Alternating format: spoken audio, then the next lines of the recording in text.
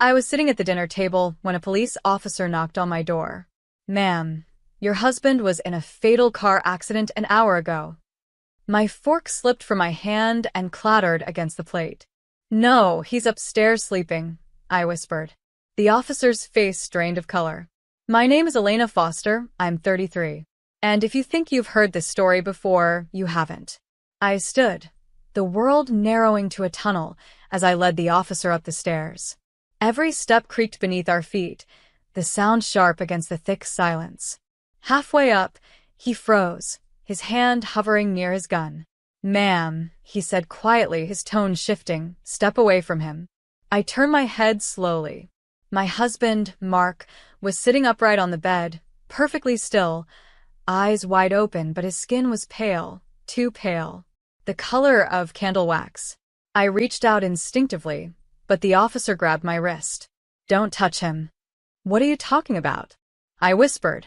"He's right there." The officer moved closer, shining his flashlight across Mark's face. The beam hit his eyes, and they didn't blink. A chill crawled down my spine. He spoke into his radio, his voice tight. "Dispatch, I need a forensic unit at 1445 Willow Avenue.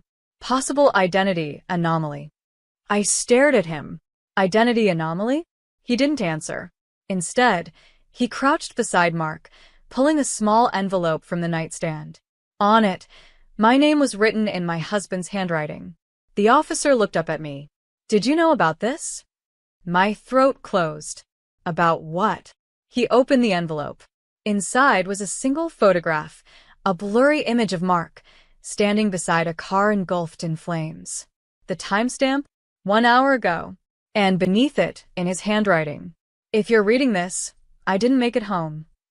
My knees buckled, and the room tilted as if gravity had forgotten how to hold me. The officer studied me, his voice low and cautious. "Ma'am, I need you to step back, please." My eyes locked on the photograph, the scorched car, the dark outline of Mark standing in front of it. The timestamp blinked like a cruel countdown. "This doesn't make sense," I whispered. "If he died, who's lying in that bed?" The officer didn't answer right away. He crouched again, touching Mark's wrist, searching for a pulse. Then he frowned. "Cold. But there's no lividity. This body hasn't been dead an hour, more like days." I shook my head. "No. He was at dinner with me last night. We talked this morning. He kissed me before his meeting." He turned his flashlight on the floor. Faint scuff marks trailed from the window to the bed, as if something had been dragged. "You said he kissed you this morning. Are you sure it was him?" The question made me step back instinctively. Of course it was him. But my voice betrayed the smallest tremor of doubt. The officer opened his radio again. "Requesting backup and coroner. We have a body with inconsistent TOD and a potential impersonation case." I wanted to scream that he was wrong, that Mark was right there, that he'd texted me hours ago, running late. "Don't wait up." I pulled out my phone. The message was still there. But as I stared at it, my stomach dropped. The timestamp didn't say 7:45 p.m. It said 7:45 a.m. And the sender's number, the one I'd saved as Mark's, had no contact name now. Just digits. The officer's radio crackled. "Car fire confirmed. ID retrieved. Male, mid-30s. Name, Mark Foster." The world went silent around me. So who, or what, was lying upstairs in my bed? The coroner's van pulled up 20 minutes later, its red lights flickering through the rain-streaked window. 2 officers entered quietly, their faces tight with the practiced calm of people who'd seen too much. I sat at the edge of the sofa, clutching my daughter's baby blanket, the one Mark had insisted we buy even before we were expecting. It still smelled faintly of lavender detergent, and him. Officer Daniels, the first responder, paced near the fireplace, notebook in hand. "Mrs. Foster," he said carefully, "we'll need a recent photo of your husband." I pointed to the wedding portrait above the mantel. He nodded, eyes flicking between the picture and the body bag being zipped upstairs. "Same face," he murmured, "but not the same person." "What does that even mean?" I asked, my voice brittle. "Ma'am," he said, sitting across from me, Did your husband have a twin? Any relatives who looked similar? I shook my head. He was an only child. I met his parents, they died years ago. There's no one. Daniels sighed. Then something's off. The man we found upstairs has Mark Foster's fingerprints, but the time of death estimate puts it at least 3 days ago. And yet you've been speaking to someone using his phone during that time. My skin prickled. Are you saying someone else texted me pretending to be my husband? He leaned forward. I'm saying someone wanted you to believe he was still alive. I stared at the flickering candle on the coffee table, its flame shivering like my pulse. But why? Before he could answer, his radio crackled again. Daniels, we found something in the burned car. Passenger seat, sealed envelope addressed to Yef, postmarked 2 days before the accident. He met my gaze. Yef. That's you, isn't it? I nodded slowly. Daniels exhaled.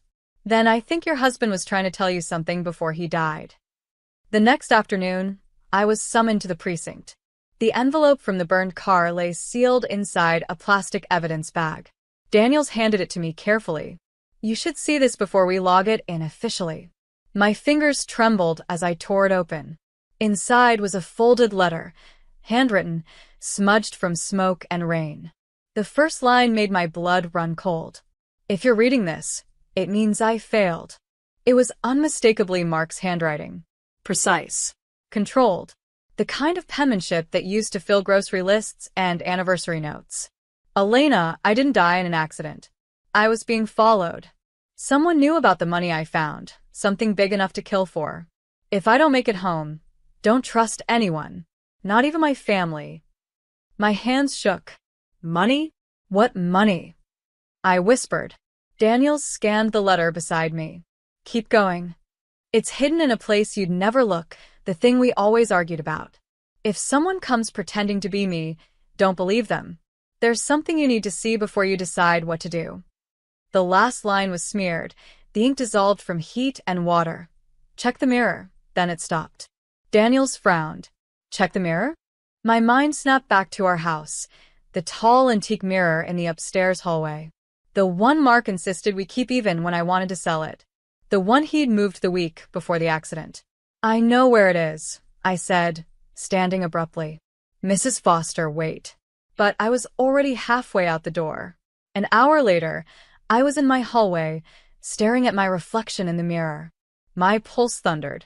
I touched the frame, searching for seams. My fingers brushed something rough beneath the carved wood edge. A hidden latch clicked. Behind the mirror, an envelope taped to the wall, sealed with black wax, and written across the front, in bold capital letters, Do not trust the police. My breath hitched. For a moment, all I could hear was the hum of the house, the refrigerator cycling, the faint tick of the hallway clock. Then the weight of those words sank in. Do not trust the police. I hesitated, staring at the wax seal. The air around me felt charged, electric, as though someone else was standing just out of sight. I peeled the envelope open. Inside were 2 photographs and a flash drive. The first photo showed Mark sitting in a cafe, across from Officer Daniels. My stomach twisted. The timestamp read 2 days before the accident. The second photo was worse. It showed Mark again, but this time he wasn't smiling. His hands were on the table, palms up, and there was a folded piece of paper in front of him with 3 letters scrawled across it. Yef. My initials. A sound escaped my throat, a small, broken thing. I grabbed my laptop and plugged in the flash drive. One single video file blinked to life. The footage was shaky, handheld. Mark's voice came first, low and urgent. Elena, if anyone from the precinct contacts you, don't believe them. They're part of something. Daniels isn't who he says he is. I found out where the money's coming from. They'll try to pin everything on me. A crash echoed in the background, followed by Mark's gasp. The video ended abruptly. I sat there frozen, the glow of the screen flickering against the mirror's surface. Then 3 knocks at the door. Firm, rhythmic. I jumped. Through the peephole, I saw Daniels standing outside, hat in hand. His cruiser idled at the curb. Mrs. Foster, he called. We need to talk. My pulse thundered.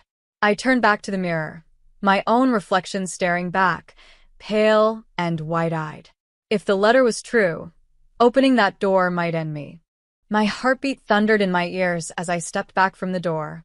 Through the frosted glass, Danielle's silhouette shifted, one hand resting near his holster. "Mrs. Foster," he called again, voice lower now. "I just need a minute. We found something new about your husband." Something in his tone had changed. Too smooth, too rehearsed.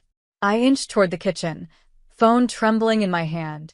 I typed a single text to Tara. "He's here. Don't trust him. Come quickly." Then I turned off every light except the one over the stairs. If he forced his way in, I wanted the shadows on my side.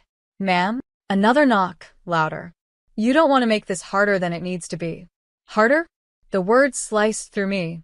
From the mirror in the hall, my reflection stared back, pale, frantic, alive. Behind me, my daughter's soft cry drifted from her room upstairs. "I'm not opening the door," I said, loud enough for him to hear. A pause. Then his voice dropped to a whisper through the wood. "You shouldn't have looked in the mirror." My stomach twisted. Tires screeched outside, the crunch of another car pulling up fast. A woman's voice cut through the night. "Anyway, step away from the door."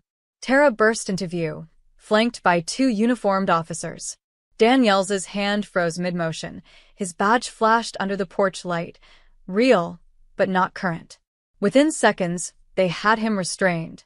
His partner, an actual precinct sergeant, explained in clipped tones that Daniels had been under internal investigation for months.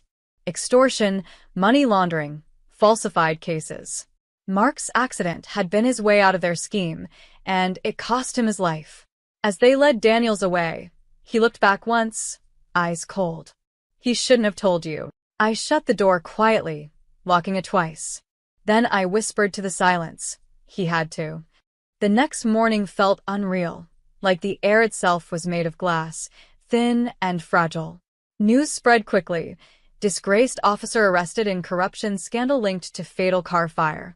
Mark's name was in the headlines again, but this time not as a victim, as the man who had exposed the rot beneath the badge. Tara sat at my kitchen table, her blazer draped over a chair, a file spread open between us. "He kept every piece of evidence," she said quietly. "Bank transfers, photos, even the account logs. Your husband knew what he was walking into." I stared down at the flash drive lying beside my coffee cup. "He knew they'd come after him," I said. "That's why he made sure I'd find the mirror." Tara nodded. "He didn't die trying to protect the money. He died protecting you." The truth hit me harder than any grief. For days, I'd mourned the man I thought was a stranger. Now I realized he'd been fighting alone while pretending everything was fine. Dinners, text messages, jokes about the nursery wallpaper. That night, I stood in front of the mirror again. My reflection looked different now. Not terrified, but resolute. I reached behind the frame and pulled out the hidden compartment one last time. Beneath where the envelope had been, taped flat against the wall, was a folded piece of paper I hadn't seen before. It was a letter, written in his handwriting.